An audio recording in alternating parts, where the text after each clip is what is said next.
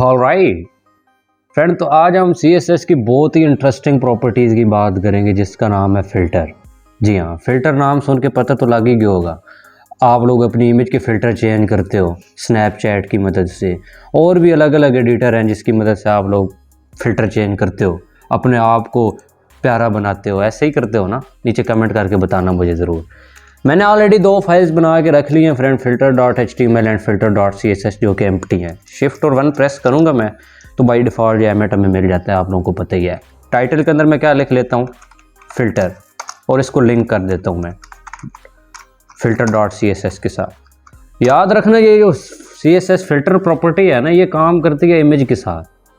तो मैं यहाँ पे क्या कर लेता हूँ, इमेज लिख लेता हूँ। मेरे पास एक इमेज पड़ी है ये c.jpg की, और यहाँ पे आऊँगा तो इसको एक बार रिफ़्रेश करता हूँ तो ये देखो इमेज आ गई है। लेकिन फ़िलहाल ये इमेज बहुत ही बड़ी है। CSS के अंदर आता हूँ और यहाँ पे मैं लिखता हूँ इमेज, और यहाँ पे जो इसकी विड्थ है ना वो मैं कितनी कर देता हूँ 50%, और यहाँ पे आऊँगा तो ये इमेज हमारी छोटी हो जाएगी। अब मुझे इसके ऊपर सारी जो फ़िल्टर की वैल्यूज़ हैं वो अप्लाई करनी है। यहाँ पे ये सारी लिखी हुई हैं, आप लोग नोट भी कर लेना वीडियो को पॉज करके। मैं यहाँ पे क्या करूँगा, यहाँ पे लिखूँगा फ़िल्टर, और इसके बाद मुझे वैल्यू देनी है। अगर मैं ब्लर करना चाहता हूँ तो मैं यहाँ पे लिखूँगा ब्लर, ओके। और उसके बाद मुझे उसको बताना है कि मुझे कितना ब्लर करना है इसको। मान लो मैं यहाँ पे लिखता हूँ 3 पिक्सल, और जैसे ही मैं यहाँ पे आऊँगा तो वो देखो वो 3 पिक्सल ब्लर हो गई है, धुंधली हो गई है। इसी तरह अगर मैं यहाँ पे इसको 15 पिक्सल करता हूँ, यहाँ पे आऊँगा तो वो देखो 15 पिक्सल ब्लर हो गई है, जो कि अंधा कर रही है फ़िलहाल। तो मैं क्या करता हूँ, यहाँ पे 1 पिक्सल करता हूँ, यहाँ पे आऊँगा तो वो देखो, ठीक है। हमने बात कर ली है पहली जो वैल्यू है ब्लर उसकी। उसके बाद दूसरी कौन सी है, दूसरी है ब्राइटनेस। तो यहाँ पे मैं क्या लिख लूँगा, ब्राइटनेस। याद रखना ये जो ब्राइटनेस है ना, ये सिर्फ परसेंटेज के साथ काम करती है। अगर मैं इसको 40% करता हूँ और यहाँ पे आता हूँ तो वो देखो उसकी ब्राइटनेस कम हो गई है, ब्लैक होती जा रही है, क्योंकि मैंने नेगेटिव दी है। लेकिन इसकी अगर बाय डिफ़ॉल्ट हम ब्राइटनेस की वैल्यू की बात करें तो वो होती है 100%। अगर मैं 100% करूँगा तो कोई फ़र्क नहीं पड़ेगा इमेज के ऊपर, देखें। लेकिन अगर मैं यहाँ पे 160% करता हूँ और यहाँ पे आऊँगा तो वो देखो उसकी ब्राइटनेस ज़्यादा होती जा रही है, वाइट उसके अंदर आ गया। और अगर मैं 260% करता हूँ तो नीचे कमेंट करके बताओ क्या इसकी ब्राइटनेस ज़्यादा होएगी?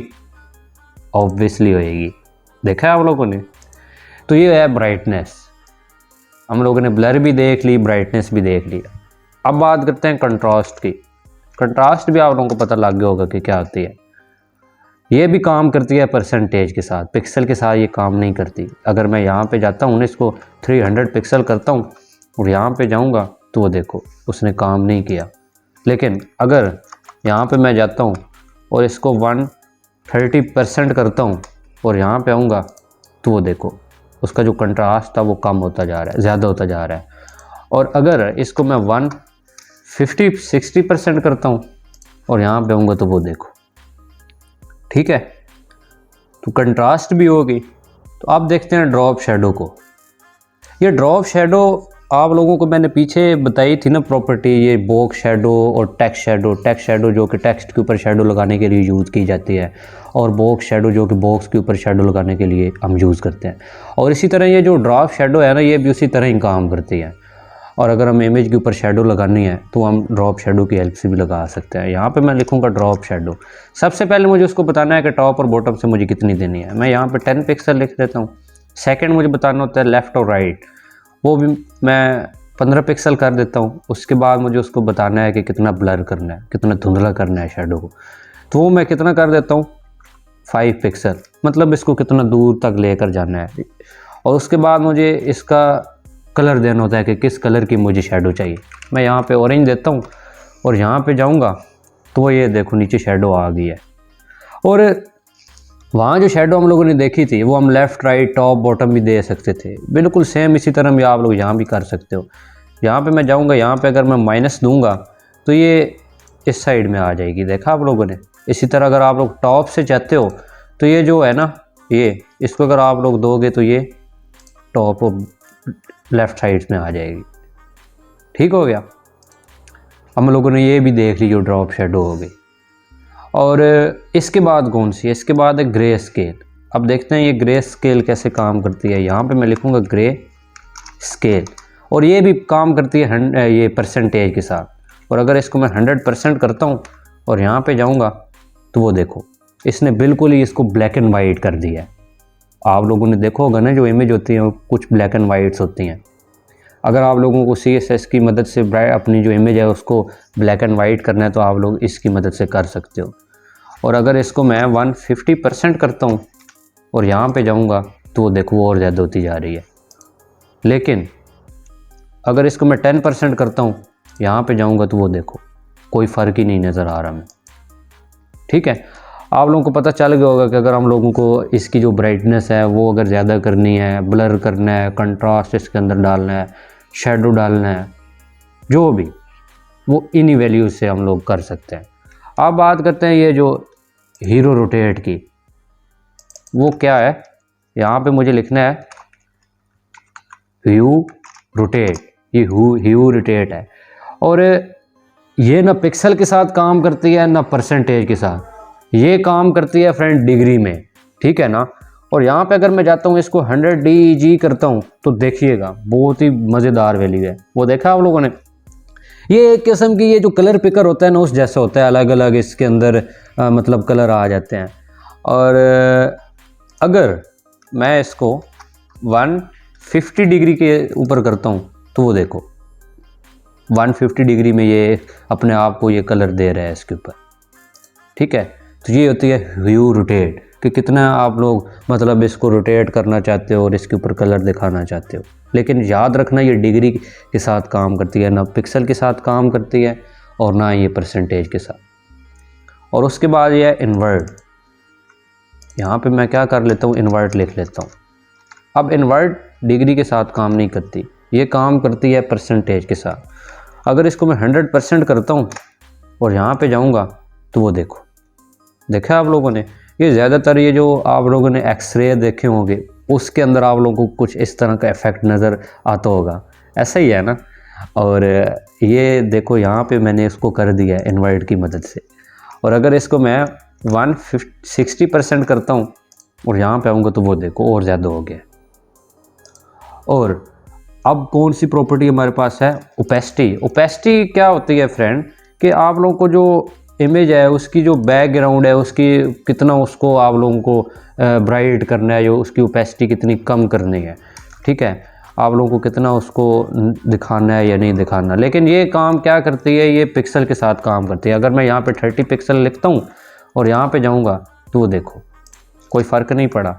लेकिन जैसे ही उसको मैं 60 पिक्सल करूँगा, यहाँ पे आऊँगा तो वो देखो, अगर इसको मैं 0 पिक्सल करता हूँ यहाँ पे आऊँगा तो कोई फ़र्क नहीं हमें नज़र आ रहा। ओपेसिटी, और ओपेसिटी मैं आप लोगों को क्या करता हूँ, यहाँ पे जाता हूँ और इसको एक डिव के अंदर रख लेता हूँ जिसको मैं नाम दे देता हूँ ओपेसिटी। और इसके अंदर मैं एक पैराग्राफ भी ले लेता हूँ 10 वर्ड का, और इसके नीचे मैं इमेज ले लेता हूँ। और मैं इस ओपेसिटी को कॉपी करता हूँ यहाँ से, यहाँ पे डॉट ओपेसिटी। उसके बाद ये जो है ना, इसको मैं यहाँ से कॉपी कर लेता हूँ। ठीक है, और यहाँ पे इसको पेस्ट करता हूँ। यहाँ पे जाऊँगा तो वो देखो कोई हमें फ़र्क नहीं नज़र आ रहा। तो ये ओपेसिटी कैसे काम करती है, ये ओपेसिटी ऐसे काम करती है। यहाँ पे मैं क्या लिखूँगा, ओपेसिटी। और अब मैं क्या करूँगा, अगर इसको 10 पिक्सल करता हूँ और यहाँ पे जाऊँगा तो वो देखो, और अगर इसी ओपेसिटी को मैं यहाँ पे पेस्ट करता हूँ और यहाँ पे आऊँगा तो वो देखो ये काम ही नहीं कर रही, पता नहीं क्यों नहीं कर रही। यहाँ पे अगर इसको मैं 40 पिक्सल करता हूँ और यहाँ पे आता हूँ तो वो देखो ओपेसिटी फ्रेंड, ये मेरे ख्याल से ये गूगल इसको, क्रोम इसको सपोर्ट नहीं करता। ठीक है, लेकिन आप लोग इसको दूसरे ब्राउज़र के अंदर ट्राई ज़रूर कर लेना। पहले तो ये काम करती थी, पता नहीं अभी क्यों नहीं काम कर रही। लेकिन ये जो सेमी कॉलन है ये एक बार हटा के मैं देखता हूँ ओपेसिटी।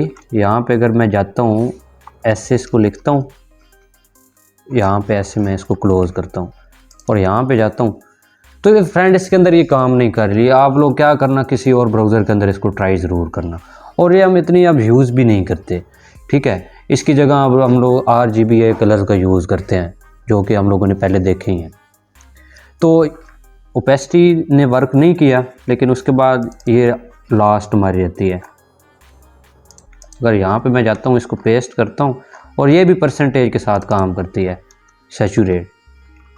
यहाँ पे अगर मैं इसको 100% करता हूँ और यहाँ पे जाऊँगा, कोई फ़र्क हमें नज़र नहीं आ रहा। लेकिन अगर इसको मैं 160% करता हूँ, पता नहीं 50 बोलता हूँ तो वो 60 लिख जाता है। यहाँ पे आऊँगा तो इसने भी अभी काम नहीं किया। क्यों? क्योंकि इसके अंदर स्पेस आ गई है। लेकिन अब मैं यहाँ पे आऊँगा तो वो देखो अलग अलग कलर आ गए हैं। और अगर इसको मैं 260% करता हूँ और यहाँ पे जाऊँगा तो वो देखो। तो ये फ़िल्टर प्रॉपर्टीज़ हैं फ्रेंड, ये इनकी अलग अलग वैल्यूज़ हैं। आप लोग नीचे पॉज करके वीडियो को ज़रूर देख लेना। और जो लास्ट होती है ना, वो होती है नन, फ़िल्टर नन। कि आप लोग कोई फ़िल्टर दिखाना ही नहीं चाहते तो आप यहाँ पे लिख सकते हो नन। इसका मतलब होता है कोई भी चीज़ नज़र नहीं आएगी हमें। देखो अब इसके ऊपर कोई भी हमें जो फ़िल्टर्स की वैल्यू है वो अप्लाई होती हुई नज़र नहीं आ रही। ठीक है, तो फ्रेंड नीचे कमेंट करके मुझे ज़रूर बताइएगा कि आप लोगों को ये वीडियो कैसी लगी है। ठीक है, और आज के लिए इतना ही है फ्रेंड। मैं आप लोगों के लिए नेक्स्ट बहुत ही अच्छा सा प्रोजेक्ट लेकर आऊँगा, जिसमें हम लोग सारी चीज़ें देखेंगे जो हम लोगों ने पिछली 3-4 वीडियोज़ में देखी है ना। तो आप लोगों को सही से अच्छे से एक प्रोजेक्ट बना के दिखाऊँगा। Thank you so much friend for watching this video. I will see you next time.